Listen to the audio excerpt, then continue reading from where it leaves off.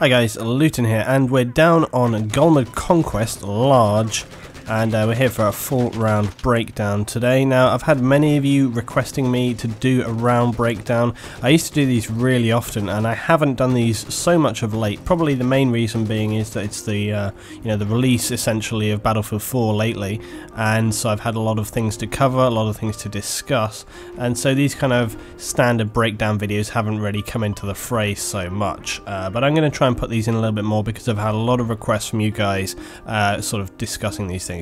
Now, I have cut a couple of pieces out here, like for example you just noticed there we skipped up here with the artillery unit. That's just because these periods, it's just long periods of driving around. My next cut as well, I was trying to find some targets, trying to drop some targets, and there's just a long period of not much going on, so those are the reasons why I cut those little sections out. I usually explain why I've made edits on these full breakdowns. So you can see the artillery unit there. It has a nice little spread when you drop these down if you've not seen it before. They're not so good for targets on the move because you need to hit that kind of concentrated fire to ensure that you actually get a kill. You can get lucky, of course, like you would with the mortar and so on, but really it works best on a kind of stationary target when you have a group of units maybe in a building or a vehicle or some stationary sniper units, LMG units, things like that. So that's going to be the best time to use these artillery units. You obviously have to be aware that kind of as when you're sniping or anything like that, when you get that kind of tunnel vision, and similarly with this, obviously you're focused on the computer, so you need to kind of keep half an eye on the map, your mini-map as well, just see if there's anybody coming up on the radar there. Obviously if you have proximity detection for your vehicle as well, that can be helpful to prevent anybody coming up to see for you. However, you will see in a minute that I noticed via actually the sort of the computer overview on the artillery of a guy coming to get me, but regardless, doesn't work out too well. Bit of a spoiler there for you, sorry on that one. But anyway, so when we do these breakdowns, I'm normally kind of thinking about some sort of tactics, some sort of analysis of the round and how it goes, and you can see right now that our team is in pretty much full base cap. This was from my stream yesterday or the day before, the evening. These rounds, this was literally just me, like, let's play Battlefield for an hour on my stream. It was a good stream, actually, really good. Had a good laugh with it, some really excellent moments. And you can see this buggy coming from me right here. Let's just see what happens right here. So I've got my S4. Heli's coming down for a bit of a dive bomb as well. I try to get the S4 away, and it makes contact. I really thought that was going to be a kill there, but he tries to go for the roadkill, jumps out, and I just don't get him there, so a bit of a unfortunate one, but he gets picked off by something else here in a mo as well. So I'm not playing with a squad as such. I was actually playing on my own because it was just for the stream and I was just having some fun, but then my good friend Trev has jumped in here as well, who I often play games with Battlefield Armour, etc. you've seen before, so we teamed up on here, but we weren't actually using voice comms or anything like that, so we were literally just kind of playing some Battlefield, just having some fun. And that's another sort of thing to think about, is when you're in these kind of public games. Now, right now and up to this point, I haven't really been focusing on objectives too much because, as I say, for the stream and for me, just having some fun, just getting some Battlefield action on the go, you know. And but in a moment we sort of change up and start trying to play for the objective. And the comment that I made on the stream was, again, like I have said many times before, sometimes it can be almost impossible to make any impact as a couple of individuals in a game of Battlefield, especially on something like Conquest Large. However, you'd be surprised what impact you can actually have if you focus on those objectives, and especially on a map like Conquest Large. The reason being is that a lot of players, when you play these kind of large conquest maps, tend to get kind of kill focused.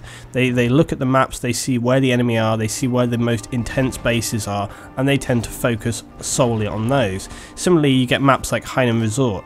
And, you know, as I have said before, and I've noticed on that map, a lot of people focus on the hotels and D. Don't know what it is about D.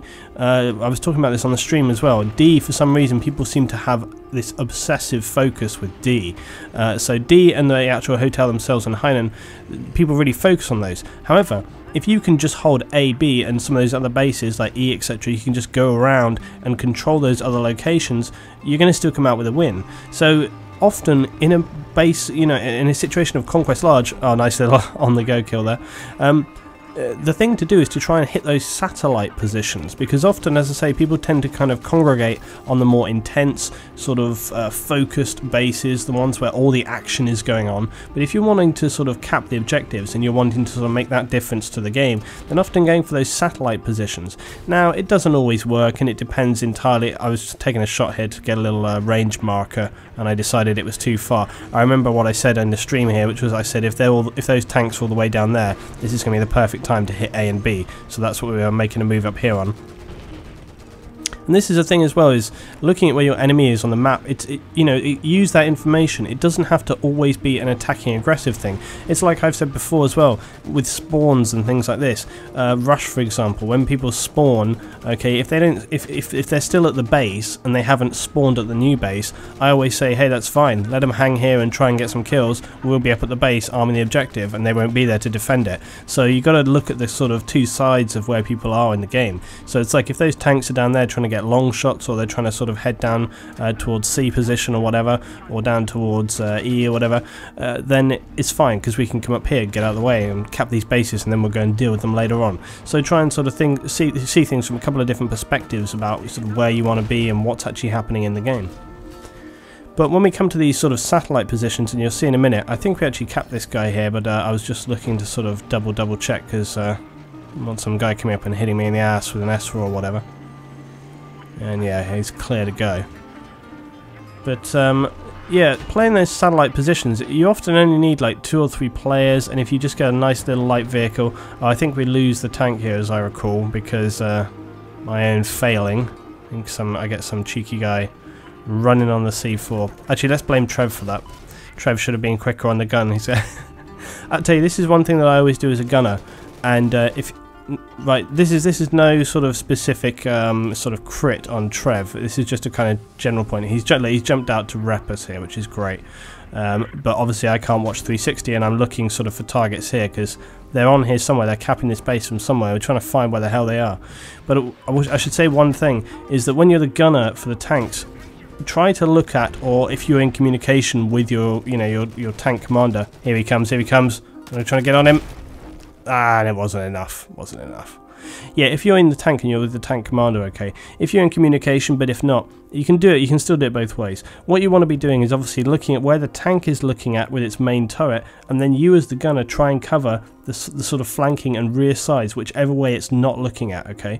Because that way you've got your full 360-degree view, and that's what I often tend to try and do as a gunner. Now, obviously, sometimes depending on the kind of the amount of forces involved, so if you have a concentration of forces at the front, and that needs to be dealt with, so say for example you've got a lot of anti-armor, things like that, then of course you're going to want to focus on that. But if you're not in a particularly intense situation, you're going to be wanting to give that 360 scope so that you can try and sort of defend as best as possible, especially when you're in a kind of quiet situation like we were there up at that base. You're going to be wanting to watch the back side of the tank, because that's especially when you're in the kind of like urban buildings, that's when people are going to hop out and try and C4 you. So you need to be watching all around, otherwise you're going to get C4'd and caught out. As I say, where we got caught there, that was a little bit difficult. Trev was trying to go for the rep, I was covering a different position, so it was a little bit hard for us to predict, and we nearly got it. That was one of those situations that could have gone either way. If I'd have just had a little bit of luck and I just dropped that guy ever so much faster, then we would have probably been okay. Anyway, so here we are. So I decided at this point, I was like, okay guys, let's change our tactic completely. Let's, instead of going heavy armor and trying to kill our way through this match, let's go light in the vehicle. Let's just take these little light trucks and let's go for the kind of satellite caps. So we just picked up that base there, and we're going to fly down. Now I said to the guys, I said, let's see what we can do here. I said, it's pretty unlikely because it's so close to their home base, but I said, let's get down here, let's see if we can cap this base. Because often, you would be surprised how often they leave these bases that are closest to them, to the home spawn, how often they leave them completely undefended, especially when it's a team like this, which I mean, in all honesty, look at the ticket difference. They're already basically they're 300 up on us essentially, and so 300 tickets up, it's not impossible to come back. We've come back from games worse than that before now, but it's pretty unlikely you're going to win it. And obviously, depending on how brutal the game it is that you're in, you may decide whether or not you want to remain in the game or, you know, bow out and sort of go, yeah, this one isn't one for me. But anyway, we're trying to do some work here. We're trying to see what we can cap. This is more of a little, this was for the stream as well, so it was a little bit of a challenge. Like, let's see how much we can cap before they start to notice that we're trying to take bases. But something that I noticed that was quite interesting was that, again, often when you're in these rounds where your team's taking a bit of a kicking, it can go either way sometimes, because you can kind of exploit the fact that they're feeling quite confident. However, on the other hand, it can go the other way if, you know, they're the kind of team where you get the two kind of teams. One where they're being overconfident because they think they've got like a really strong start and they notice too late, and this has happened to me before now. Oh yeah, by the way, look at the MP7 here. Some people were saying before about the MP7 not being very good. I think I was on another round. But actually, the MP7 can work really nicely at almost kind of medium and close range. That was good sort of medium range little kill right there. It's just about getting that kind of burst fire on the go. And that goes on a moving target, and I was moving a little bit as well. So you can pick up those shots there. And I was using the MP7 here today because I haven't really ranked up many of my PDWs. And I was trying to rank the PDWs up a little. So I was trying to use the MP7 see how it got on here. I was trying to get the S for a kill on the helicopter. What in the hell happened right here? I can't believe that thing crashed right there. That was some craziness. Got brutally taken down. But anyway, yeah. So it depends on which way the teams want to play it. And you just, as with all of these sort of rounds, you have to kind of just sort of play it by ear, see how it's going to go and sort of move off of it. Now look here, we're actually starting to do very well. Okay, we've capped a lot of bases, and that could be for a number of reasons. It could just, I mean, we had really struggled up to this point. It could be that, you know, the fact that my little squad capped a few bases, that some of the rest of the team were like, hey, we're actually capping some bases, let's push for the objectives, and maybe that sort of gave them a bit of inspiration. That can sometimes happen in a number of games. I've had that before now, where, you know, you start to cap some bases and then suddenly your team, which may have not been very objective focused before, suddenly starts to be. So it can make a difference when you're in a round and a game where you think that there's not very much happening. I was trying to survive this here, but it's not having much luck. No repper, and lost control as well. Yeah, I've often been in games where it's a complete no hope. It seems like it's all going shockingly wrong, and okay, sometimes you sort of look at the game, you might try for a while and then go, you know, I just can't handle it, it's not for me, and you step out, try to find another game. On the other hand, sometimes it's worth staying in there. I mean, I have often had, you know, evenings where we've had like a terrible game, and it's frustrating, it's depressing. I get irritated, you know, you feel like, oh my god, you know, I wanted to enjoy the game and this is just shocking and I can't get into it, I can't enjoy it, and it's affecting how I'm playing as well. On the other hand, sometimes if you stay with those rounds, and this was how it was the other evening, we were playing Domination, and you know, we had several rounds in a row where it was just awful games. We stuck with it, and then it pans out because some people come and go and the players move around a little bit and it works out. Still trying to keep control here, but this guy really wants us on the deck. And but anyway, as I say, so you can see our team, it feels like we've kind of turned it around a little bit here. We're taking more control, but then the enemy are going to start to come back. They're going to start to fight hard. You know, they had like a good sort of beginning, and obviously they know how to bring that game back together, and that's often the thing as well, is sort of being able to kind of keep it together as a team, trying to identify those targets and get on them quickly. Response time is so important in Battlefield. Response time is really important. Even being able to predict your sort of positions that you need to move to, and prediction is a video I should really make. Okay, this is a good point to make as well right here. Now I was trying to go for the heli cap, didn't want to give it my helicopter, but we needed to get on this base. Now you're going to see what happens, and I think people can predict what's going to happen right here. There we go, taken down by the RPG. Now, moving in on this position right here, I had a real strong feeling that this is what was going to happen. It's 50-50 pretty much. You don't know. I mean, you've seen me before on other conquest rounds and so on and so on, where you go in and you cap with the helicopter. It's a risk. It's a risk versus reward situation when you're in the heli and you're trying to go for a heli cap like that. You just have to assess, okay, is it worth taking that risk? Well, we're in a losing situation right here. We don't really have anything to lose, so it's worth me doing that, because the chances of you potentially, you know, capping the base are better. You know, they're rewarded better. I think, you know, for maintaining the vehicle in the air right there, it just doesn't pan out for me. I'd rather try and go for that cap and then sort of get on with it. Managed to take down this one here. We're trying to recap the base. But anyway, so yeah, for me, that's really where I go. And you know, I didn't know that guy was going to be there. There's a potential that he would, the potential that he wouldn't. You know, it really is 50-50, I often find, as to whether or not you actually make those caps, and you just have to kind of call it for yourself and decide whether or not you want to go for it. But I think more times than not I'll just go for it, because I like to go for the cap, and I like to hope that I get it, you know, wouldn't get shot down like that.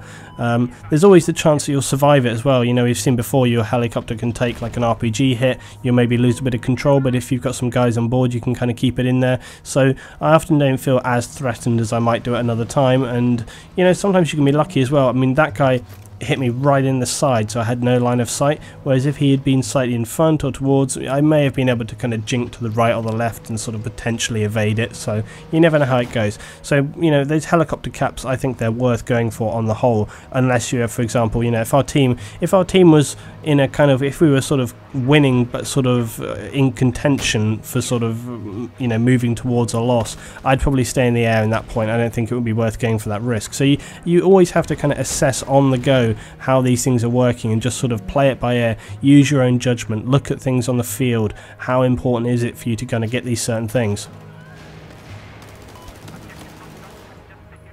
The MP7, I was surprised at how sort of flexible it was actually in these games. You don't win every engagement obviously like you ever would, but I was surprised often how it kind of well it would do at medium range, like we saw before when I was taking down that guy who was a sniper. I also had some people that watched the stream would have seen that we had, I played with the MP7 for most of the evening, and we had a good range of situations on different maps where it sort of performed well, not so well in certain situations. So yeah, I like the MP7, it works out well. The PDWs can be really decent, sort of depending on where you are and what's going on, and I think as always, you know, you should choose your weapon to tailor the sort of gameplay that you're going for.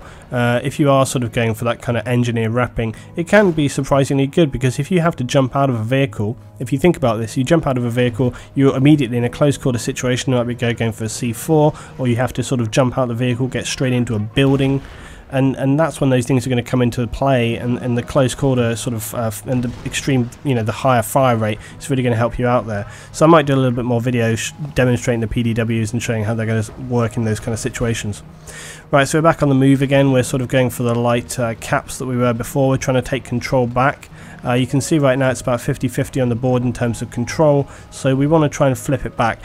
We had the feeling that the enemy had kind of moved out of this area and moving back into the map up towards A, B and C, so we're really wanting to sort of get in here and capture these bases.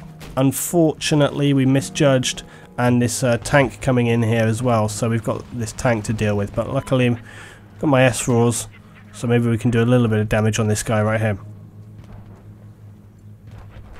But overall, I felt this went pretty good. I think this demonstrated about capping. I was saying to the guys on the stream that I might start like another little series anyway, sort of, you know, call it Cap Up or something. No, not really. But thinking about sort of maybe doing some games and recordings where we literally just go for the capping objectives, and we go for like these fast flanking capping objectives. Now look at this right here. This is an example of sort of how the MP7 can kind of handle at these kind of ranges. Getting on target is totally fine, but even here we get ready at the close range. I was expecting for him to come from the right, he came from the left, and so I lost out there against the Ace 52, but luckily he gets taken down by the squad mate, so that's all good. So this is very much like I've said so many times before, and people always say like, oh, what's the best gun for this, what's the best gun for this, etc, etc. I often say like, really, the gun doesn't matter, it just depends on the situations.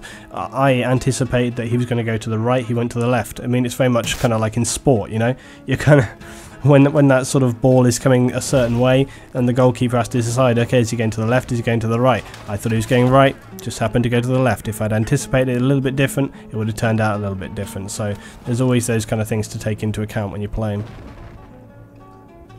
So we're coming up towards the end of this round, guys. I think this was a pretty good round overall. I enjoyed it even though it was a loss, and that's always a good thing in my book. Like I've said before, that's the difference between Battlefield and other FPS for me. I often feel like it's not always the case. Some losses can be brutally frustrating. We've had shocking losses before, and anybody knows on my stream before, I do get aggravated when I feel like the team has really... this annoyed me. That barrier, I felt like I was really able to, I should have been able to sort of fly through and get over that thing, but apparently not.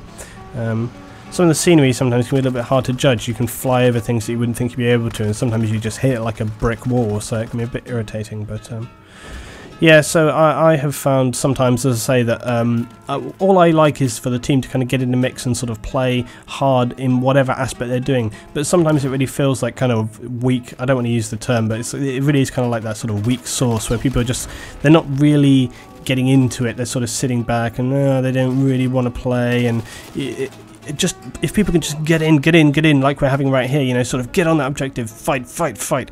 If you can just have that sort of passion to sort of fight for it, that's all that I ask. And sometimes I think often most of the games that are lost, that's the reason that they're lost, is just the kind of people sort of not getting to grips and sort of getting into that round, you know, and the speed at which you kind of move to your next objective. This is key, always key. You need to be moving. Sometimes I'll cap a base to like 75%, and I'll move before it's capped because there's sort of 2 or 3 other guys on there, and I'm like, okay, you know, these guys are going to cap and secure the base, so I can already begin moving on to the next one.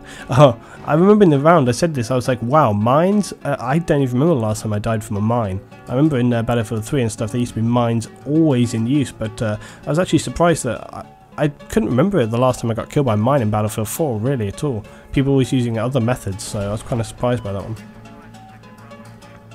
But speed is something that is quite important, and I think again this might be part of another little sort of series where we do these kind of, I was thinking of this kind of series where you're kind of going for the squad caps and stuff like this on the bases, and so I think we might, here we are, I was trying to go for a long range kill with the MP7. Oh, knife! Ah! Look at this guy's, I like this guy's emblem as well. It's like he's literally just got everything that you could possibly get and try and slap it in there. But yeah, so I was thinking about this, yeah, get this little light sort of capping video on the go, and we'll just see sort of and show and demonstrate sort of how it can work when you have a kind of fluid light armor squad on the go as opposed to the kind of heavy killing squad. So you're kind of playing for the objective solely and just trying to keep that fast on the move kind of stuff going on. And it can be quite exciting as well. I often feel like these vehicles get a little bit sort of overlooked because they tend to be viewed purely often for these kind of sort of C4 tactics and things like that, never used for the objective. Anyway guys, this has been a full round breakdown on Golmud Railway. Hope you've enjoyed. Drop your thoughts below. If there's any specific game modes or maps you want me to cover, drop that down as well, and I'll be sure to have a little look at it, see if there's anything I've got to put together for the next time. If you enjoyed, be sure to drop a little like, and I'll see you next time guys for some more Battlefield 4.